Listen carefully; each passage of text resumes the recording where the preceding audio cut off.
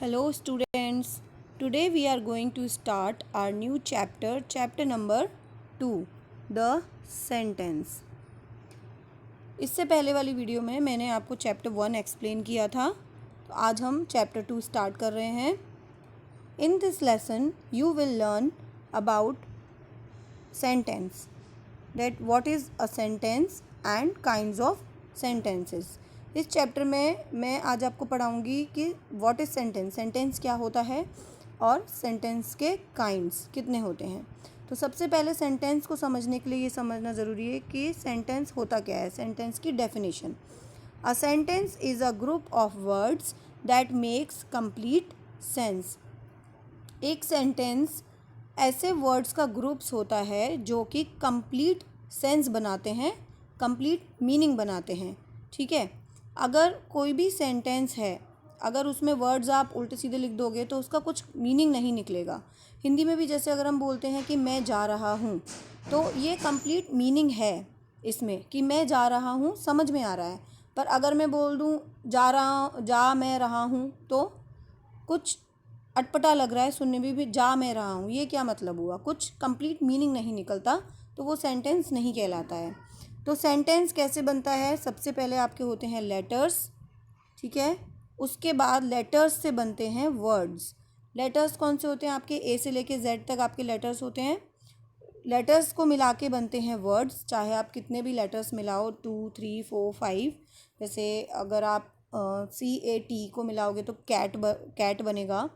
DOG मिलाओगे dog बनेगा. SCHOOL मिलाओगे तो school बनेगा.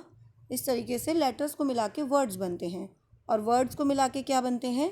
सेंटेंसेस.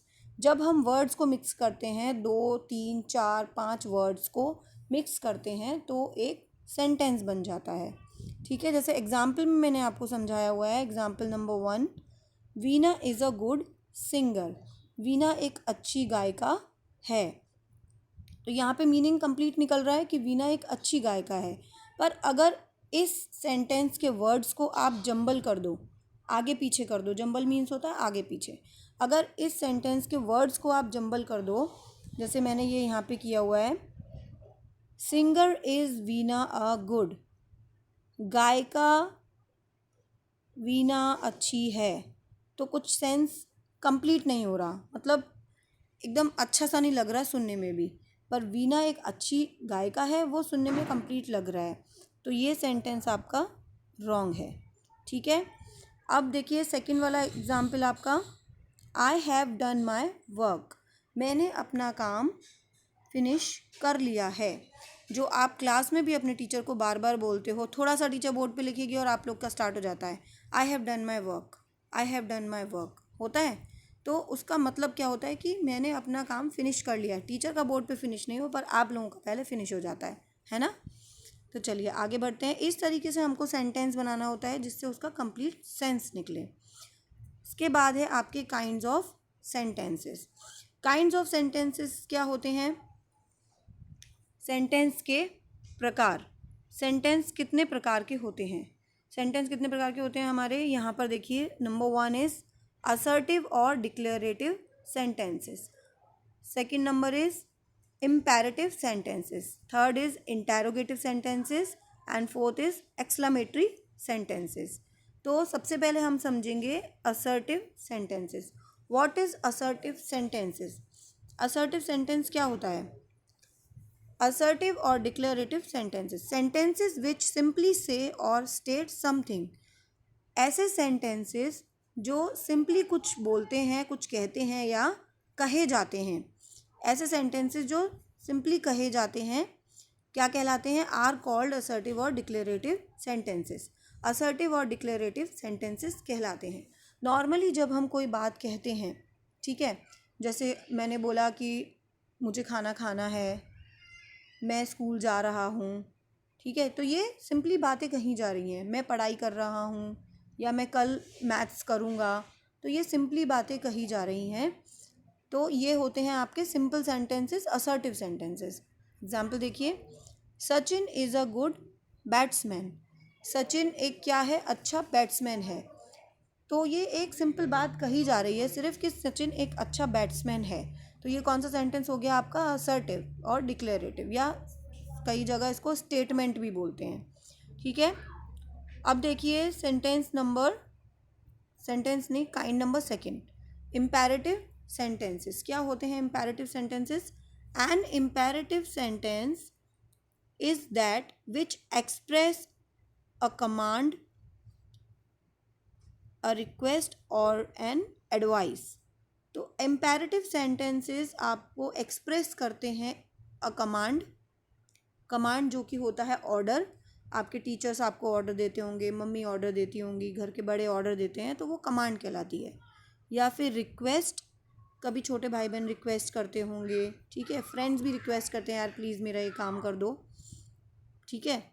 या कभी कोई बच्चा एब्सेंट हो जाता है तो वो दूसरे दिन आके आपसे कॉपी मांगता है, तो वो रिक्वेस्ट करता है कि मुझे कॉपी दे दो, मुझे काम करना है। या फिर होता है एडवाइस दी जाती है। बड़े घर के बड़े लोग अक्सर कर हमें एडवाइस देते हैं कि ऐसा मत करो, ऐसा करो, इससे फ़ायदा होगा, तो वो कहलाती हैं आपकी एडवाइसेस। तो जिन सेंटेंसेस में ये तीनों में चीज़ में से कोई भी एक चीज़ आपको एक्सप्रेस की जाती है, बोली जाती है, तो वो इम्पेरेटिव सेंटेंस कहलाते हैं। एग्जाम्पल देखिए, example number 1, go out of the class से बाहर जाओ। ये कई बार आपके टीचर्स आपको बोलते हैं कि क्लास से बाहर जाओ, ठीक है। अक्सर कर आप लोग सुनते होंगे क्लास में कुछ शैतानी करते होंगे तो टीचर सीधा क्या बोलते हैं? क्लास से बाहर चले जाओ।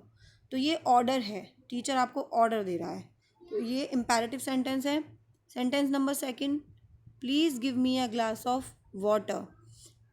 प्लीज़, कृपया, जहाँ भी प्लीज़ लग जाए वो आपका रिक्वेस्ट हो जाता है, मतलब कोई आपसे आग्रह कर रहा है कि please give me a glass of water, मुझे एक ग्लास पानी का दे दो, तो ये रिक्वेस्ट है, ये भी आपका इम्पेरेटिव सेंटेंस हो गया। ठीक है, इसके बाद है आपका इसी का एग्जाम्पल नंबर 3 से, stay at home to keep yourself safe. घर पे रुकिए अपने आप को सेफ रखने के लिए, अपने आप को सुरक्षित रखने के लिए, जो आजकल बोला ही जा रहा है आप लोगों से, बार बार ये चीज़ें हर जगह बोली जा रही हैं। तो ये क्या है आपके लिए? एडवाइस है, इस वक्त की बहुत बड़ी एडवाइस है ये कोरोना की वजह से, कि घर पे रहिए तो आप सुरक्षित रहेंगे, इसीलिए आप लोगों का स्कूल भी ऑफ है, आप सबको ही पता है। ठीक है, तो ये आपका हो गया इम्पेरेटिव सेंटेंस। अब है आपका sentence number 3, kind number 3, interrogative sentence क्या होते हैं? Sentences which ask questions are called interrogative sentences.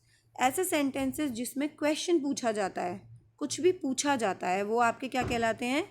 Interrogative sentences. ठीक है, it ends with a question mark, ये एक क्वेश्चन मार्क पे ही फिनिश होते हैं हमेशा। इंटेरोगेटिव सेंटेंस आपके जितने भी होंगे जिसमें क्वेश्चन पूछा जा रहा होगा, वो किससे एंड होंगे? इंटेरोगेट क्वेश्चन मार्क से। ठीक है, तो कैसे क्वेश्चन पूछे जाते हैं? एग्जाम्पल में देखिए, व्हाट इज़ योर नेम। जब भी कोई सबसे पहले आपको मिलता है तो सबसे पहले क्या पूछता है? आपका नाम क्या है। तो वो क्या होता है? एक क्वेश्चन होता है, कोई पूछ रहा है आपसे what is your name.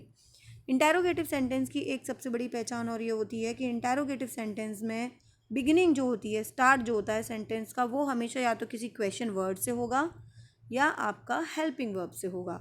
Question word जैसे कि व्हाट, वेयर, हाउ, व्हेन, ठीक है, वाई, ये सारे, क्यों, कब, कहाँ, कैसे, ये सारे क्वेश्चन वर्ड्स होते हैं। अगर ये सेंटेंस में सबसे पहले हैं तो वो इंटेरोगेटिव सेंटेंस है। या फिर होती हैं हेल्पिंग वर्ब्स, जैसे कि do, does, does, is, am, are, was, were, has, have, had, can, may, ये सारी हेल्पिंग वर्ब्स होती हैं। ये अगर सेंटेंस में सबसे पहले लगी हैं तो वो क्वेश्चन बन जाता है, और एंड में क्या आता है? Question mark. Sentence number second, did you finish your homework. कोई आपसे पूछ रहा है या टीचर भी पूछती है, क्या तुमने अपना होमवर्क फिनिश किया। या घर पे स्कूल से जाते हो, थोड़ी देर खाना खाते हो, खेलते खेलते हो, उसके बाद मम्मी भी पूछती होंगी आप अपना होमवर्क कर लो। थोड़ी देर में मम्मी फिर पूछती होंगी, क्या तुमने अपना होमवर्क फिनिश कर लिया जो फिर से खेल रहे हो। तो ये भी एक क्वेश्चन होता है। इसमें देखिए, डिड एक हेल्पिंग वर्ब है जो सबसे पहले लगी हुई है, तो ये क्वेश्चन इंटेरोगेटिव सेंटेंस है, और एंड में लगा है क्वेश्चन मार्क, तो इंटेरोगेटिव सेंटेंस हो गया। And the last is exclamatory sentences. Exclamatory sentences क्या होते हैं आपके? Sentences which express some strong feelings. ऐसे सेंटेंसेस जो बहुत स्ट्रॉन्ग फीलिंग्स बताते हैं, सडन फीलिंग बताते हैं, स्ट्रॉन्ग फीलिंग बताते हैं। किसी चीज़ को देखकर सुनकर आपको कभी अच्छा लगता है, कभी बुरा लगता है, तो वो आपकी स्ट्रॉन्ग फीलिंग्स होती हैं। ऐसे सेंटेंसेस में आपको फीलिंग पता चलती है, वो आपके कहलाते हैं exclamatory sentences. It ends with an exclamatory mark. ये हमेशा किस पे ख़त्म होते हैं? एक एक्सक्लेमेटरी मार्क पे। एक्सक्लेमेटरी मार्क क्या होता है? एक डंडा और उसके नीचे एक बिंदी, ये होता है आपका एक्सक्लेमेटरी मार्क। ठीक है, तो एग्जाम्पल में देखिए, example number 1, what a beautiful baby she is. कितना सुंदर बेबी है, कितना सुंदर बच्चा है, कोई बोल रहा है। तो अब ये नहीं है कि आपने कहा कि इसमें स्टार्टिंग में वॉट आ गया तो ये इंटेरोगेटिव सेंटेंस होगा, नहीं, क्योंकि इसमें एंड में क्वेश्चन मार्क नहीं लगा है, इसमें लगा है एक्सक्लेमेटरी मार्क। ठीक है, तो इसलिए ये आपका कहलाएगा exclamatory sentence. Second is, how exciting the trip was.